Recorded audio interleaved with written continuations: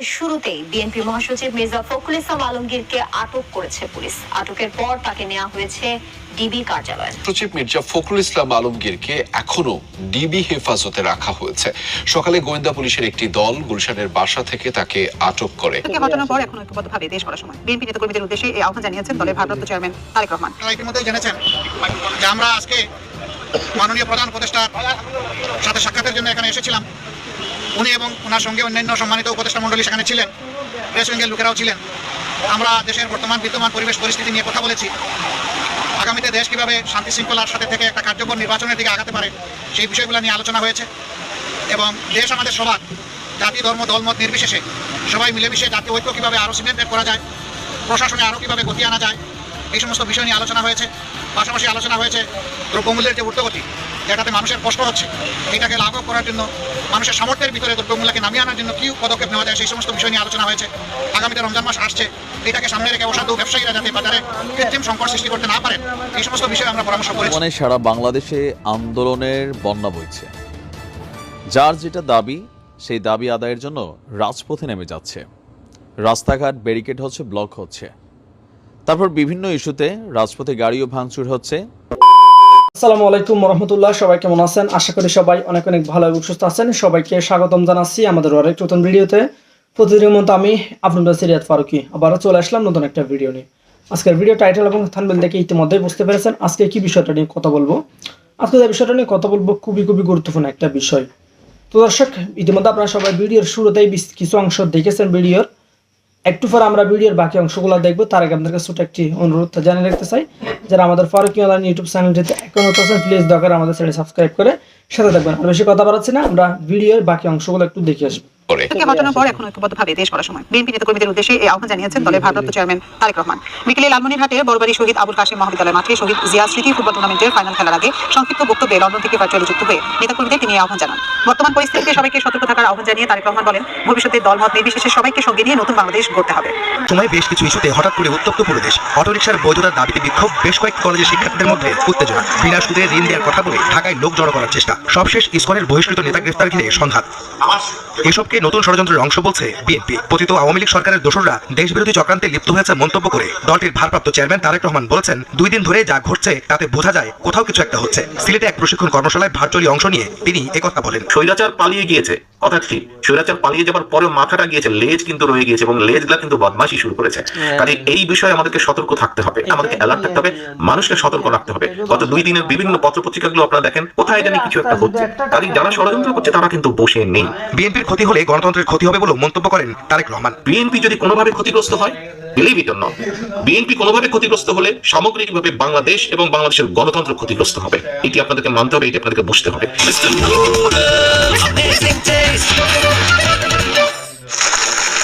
এদিন রাজধানীর একটি হোটেলে তারেক রহমানকে নিয়ে লেখা বইয়ের মোড়ক উন্মোচন অনুষ্ঠানে যোগ দেন বিএনপি মহাসচিব। তিনি বলেন, বর্তমান সরকার ও গণঅভ্যুত্থান ব্যর্থ হলে দেশ আবারও অন্ধকারে চলে যাবে। সবাইকে সতর্ক থাকারও আহ্বান জানান মির্জা ফখরুল।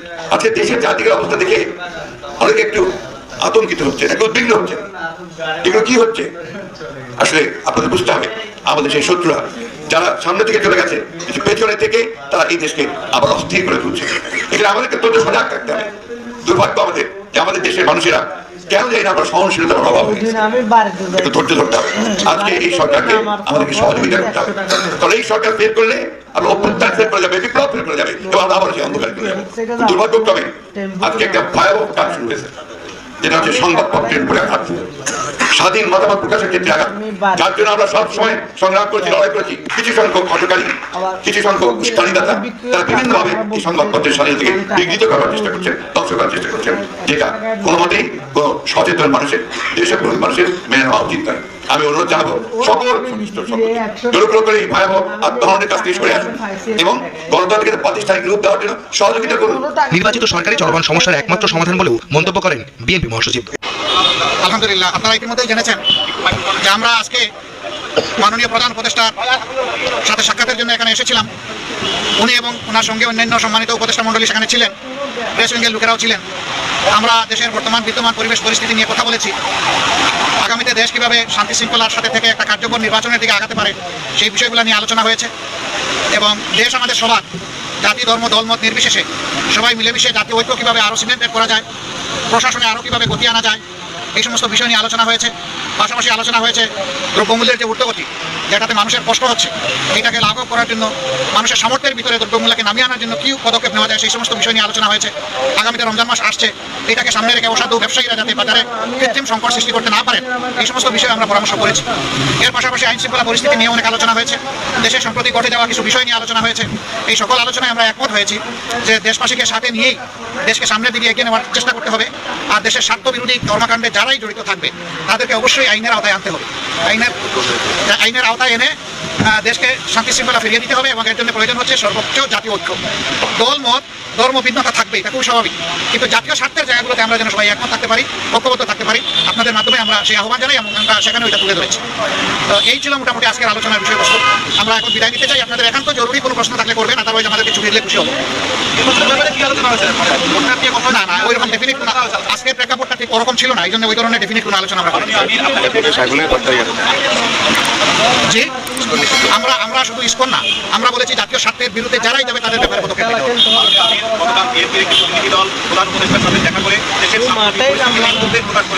আমাদের পক্ষ থেকে এরকম কোনো উদ্যোগের কথা বলা হয়েছে। আর দ্বিতীয় কথা হলো যে বিএনপির পক্ষ থেকে সকল দলকে নিয়ে একটা জাতীয় ঐক্যের কথা বলা হয়েছে এবং বিএনপি বলেছে নির্বাচনের একটা রোড ম্যাপ। এই তিনটাকে আপনারা বলেছেন না, জাতীয় ঐক্যের কথাটা অবভিয়াসলি এসেছে এবং আমাদের উদ্বেগ নিয়েই তো আমরা আলোচনা এখানে বসেছি। সেই উদ্বেগ ওই অর্থে নয় যে হায় দেশ বোধহয় গুল্লাই গেল, বিষয়টা না। বিষয় হচ্ছে আমাদের দেশের শান্তি শৃঙ্খলা কারা ধ্বংস করতে চায় তাদেরকে চিহ্নিত করতে হবে এবং ঐক্যবদ্ধভাবে এটা মোকাবিলা করতে হবে জাতি হিসেবে। আর কিছু নির্বাচন নিয়ে বর্তমানে সারা বাংলাদেশে আন্দোলনের বন্যা বইছে। যার যেটা দাবি সেই দাবি আদায়ের জন্য রাজপথে নেমে যাচ্ছে। রাস্তাঘাট ব্যারিকেড হচ্ছে, ব্লক হচ্ছে। তারপর বিভিন্ন ইস্যুতে রাজপথে গাড়িও ভাঙচুর হচ্ছে। আবার এক প্রতিষ্ঠান অন্য প্রতিষ্ঠানকে আক্রমণ করছে, লুটপাট করছে, অনেকটা 5ই আগস্ট স্টাইলে। আবার ধরেন এই যে ইসকনের অনুসারীরা হঠাৎ করে সারা বাংলাদেশে তারা যে ধরনের অ্যাক্টিভিটি শুরু করেছে তাতেও সকল কিছু এলোমেলো। মোটামুটি দেশ এই মুহূর্তে অস্থিতিশীল। এই পরিস্থিতিতে সরকারের কি করণীয়? সরকার কি আসলে জানে নাকি জানে না? অবশ্যই জানে, কিন্তু সরকার একটা জায়গায় হাত পা বাঁধা। কোন জায়গাটা জানেন? আইনশৃঙ্খলা বাহিনীকে ফুল অথরিটিস দিতে বা যে মাঠ থামাও বা রাজপথ খালি করো, আওয়ামী লীগ সরকারের সময় যেটা বলা হইতো যে রাজপথ খালি করো, বাকি সব আমরা দেখব। তো পুলিশ, র্যাব বা সেনাবাহিনী, বিজিবি বলেন, বাংলাদেশকে মোটামুটি ক্লিয়ার রাখছে। যে মির্জা ফখরুল ইসলাম সাহেব বললেন যে 5ই আগস্টের আগে কি ভাবা যেত যে এরকম সারা বাংলাদেশে চলছে, কথাটা কিন্তু সত্য। ভয় হোক ডর হোক সেটার একটা লেভেল তৈরি করে রাখা হয়েছিল। কিন্তু এখন মানুষের মধ্যে আর ভয় নাই। পুলিশরা দেখতে বলে একদম লটকাই ফেলবো, সেনাবাহিনীরও মানুষ গালাগালি করতেছে। আপনি দেখেন রাজপথে ধাক্কাধাক্কি সিভিলিয়ানের মতন অবস্থা হয়ে গেছে। এই যখন অবস্থা, দেশের এই পরিস্থিতিকে কন্ট্রোল করার জন্য জনাব তারেক রহমান তিনি ডক্টর ইউনূসকে একটা বুদ্ধি দিচ্ছেন। তো এই বুদ্ধিটা আপনিও জানেন, আমিও জানি, সবাই জানে। কিন্তু এই বুদ্ধিটা যিনি অ্যাপ্লাই করবেন তিনি তো বিপদে পড়বেন। কেন পড়বেন? কারণ এই যে সরকারটা যদি এই বুদ্ধিটা অ্যাপ্লাই করতে যায় তাহলে যেই জায়গা থেকে সরকারটার উৎপত্তি সেই জায়গাতেই কিন্তু আবার ঘুরা একটা নেগেটিভ সিচুয়েশন তৈরি হয়ে যাবে। তারপরও এর বিকল্প নাই। কিন্তু এখন এই বিষয়টা এই দেশের জনগণ কতটুকু শক্তভাবে নিবে একজন নির্বাচিত সরকার ছাড়া, এই অন্তর্বর্তী সরকারের কাছ থেকে। জনগণের অধিকার সংশ্লিষ্ট ইস্যু কাজে লাগিয়ে নানান ষড়যন্ত্রের চেষ্টা চলছে মন্তব্য করে জনাব তারেক রহমান ডক্টর ইউনূস সরকারের প্রতি আহ্বান জানিয়েছেন যে আপনারা পরিস্থিতি নিয়ন্ত্রণে শক্ত হাতে সব কিছু ট্যাকেল করেন। এখন এই শক্ত হাতটা কোনটা? আইন শৃঙ্খলার যে অবনতি হয়েছে সেটাকে ব্যালেন্স করার জন্য। তিনি বলছেন যে দেশের সাম্প্রতিক ঘটনাবলীর পরিপ্রেক্ষিতে আমি একটি বিষয়ে দেশবাসীর দৃষ্টি আকর্ষণ করে কয়েকটি কথা বলতে চাই। শেখ হাসিনার পলায়নের পর আপনার বাংলাদেশের একদিকে দীর্ঘ 1.5 দশক ধরে মানুষের চাওয়া পাওয়ার হিসাব, অপরদিকে পলাতক শেখ হাসিনার প্রতিশোধের আগুন, সব মিলিয়ে দেশ ঘোলাটে একটা অবস্থানে গিয়েছে। তো এই মুহূর্তে দেশের যে পরিস্থিতি তৈরি হয়েছে তাতে দেশের অর্থনীতি মোটামুটি ভঙ্গুরের পথে, শিক্ষার পরিবেশ এটাও শেষের পথে। এই পরিস্থিতিকে কাজে লাগিয়ে স্বৈরাচারের দোসররা সরকারকে অস্থিতিশীল করতে জনগণের দাবি আদায়ের এই আন্দোলনকে সুযোগ হিসাবে ব্যবহার করতে চাইছে। কথা কিন্তু সত্য। রাজনীতিবিদরা যেমন শেখ হাসিনার পতনও কিন্তু এরকম দাবি আদায়ের মধ্যেই বাকিরা ঢুকে গেছিল। এটা পলিটিক্সের একটা কি বলেন, পজিটিভ বলেন নেগেটিভ বলেন। তো তিনি বলছেন এখন এই যে সামগ্রিক ইস্যুগুলো চলছে, সারা দেশে পরিকল্পিত নৈরাজ্য সৃষ্টির অপচেষ্টা চলছে, এখন সরকারের উচিত এগুলোকে বিচ্ছিন্ন ঘটনা হিসেবে না দেখে আপনার রাষ্ট্রীয় স্থিতিশীলতা বিনষ্টকারীদের অপতৎপরাকে রুখে দেওয়া। তো রুখে দিবে কিভাবে? ডক্টর ইউনূস কি লাঠি নিয়ে মাঠে নেমে যাবেন? সার্জিস বা হাসনাত কি মাঠে ডাক দিলেই বিষয়গুলো মানে ঠিক হয়ে যাবে? বিষয়টা কিন্তু তা না। আইন শৃঙ্খলা বাহিনীর ভূমিকা এখানে জরুরি। আসিফ মাহমুদরা বলছিল, সার্জিসরা বলছিল যখন শিক্ষার্থীদের আন্দোলনগুলো হচ্ছিল চিন্ময়ের ঘটনার আগে, যে পুলিশ নিরপেক্ষ ভূমিকা পালন করছে, পুলিশ তাদের ভূমিকা পালন করছিল। তো পুলিশ কোথায় ভূমিকা পালন করবে বলেন? এখন যে পরিস্থিতি হয়, পুলিশকে সাউন্ড গ্রেনেড ছুটতে হবে, কাঁদানে গ্যাস ছুটতে হবে। আবার আমাদের স্বরাষ্ট্রমন্ত্রীর স্পষ্ট নির্দেশ আছে, যিনি স্বরাষ্ট্র উপদেষ্টা, যে পুলিশ আপনার লিথেল উইপেন এটা তো ব্যবহার করতে পারবেই না। এর পাশাপাশি লাঠিচার্জের বাইরে অন্য কোনো কিছু এখানে করতে পারবে না। তো সেই ক্ষেত্রে একটা পুলিশের প্রাণেরও তো হিসাব আছে, চাকরি করে বেচারা পেটের দায়ে। তো এখন যেহেতু এখানে নানামুখী ষড়যন্ত্র আছে, একজন পুলিশ গেল তারা তো মাইরা ফেলতে পারে, তো সেই ক্ষেত্রে তার তো গুলি করার সুযোগ নাই। গুলি করলে কেবল পুলিশ লীগ। এখন দেখেন ট্রাক শ্রমিক লীগ, পুলিশ লীগ, আহত লীগ, মানে যেই জিনিসটা একটু বিপরীতে যায় সেটা আওয়ামী লীগের সাথে অ্যাড করে দেওয়া হয়। তো পুলিশ তো বিষয়টাকে কনসার্ন করে। র্যাব কার্যত আমি এদেরকে দেখছিই না। সেনাবাহিনীও আসলে যতটুকু করা দরকার ততটুকু তারাও করতে পারছে না। কারণ ঘুরা ফিরা সেনাবাহিনীরও বলা হয়ে থাকে বিভিন্নভাবে যে আওয়ামী লীগ সরকারকে টিকায় রাখছিল, বা বর্তমান সেনাপ্রধান তাকে নিয়েও নানান ধরনের বক্তব্য আছে। তো কোন পথে যাবে? এখন তারেক রহমান যে বক্তব্য দিয়েছেন, বক্তব্যটা সুন্দর, সারা বাংলাদেশের মানুষরা চায় আইন শৃঙ্খলা পরিস্থিতিকে কন্ট্রোল, কিন্তু কন্ট্রোল করতে গেলে আপনি রাজপথে কন্ট্রোল করতে হবে। তো কাদেরকে করবেন? এক এক সময় তো এক এক মানে পরিস্থিতি তৈরি হচ্ছে, ঘটনা তৈরি হচ্ছে, সেখানে কোনটা ছাত্রলীগ, কোনটা আওয়ামী লীগ, কোনটা যুবলীগ, আপনি এই সিচুয়েশনের ভিতরে কীভাবে বের করবেন?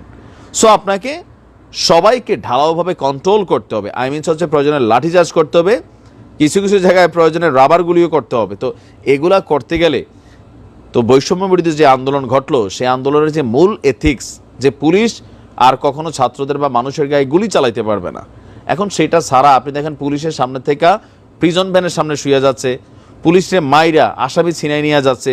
তো পুলিশ কি করবে? এখন একটাই আছে, 5ই আগস্টের আগে মানে পুলিশ তখন যতটা বেপরা ছিল, এতটা বেপরা না হলেও শক্তভাবে আইন শৃঙ্খলাকে ব্যালেন্স করতে হবে, রাষ্ট্রীয় সম্পদকে নিরাপত্তা দিতে হবে। তো এটা কীভাবে দিবে?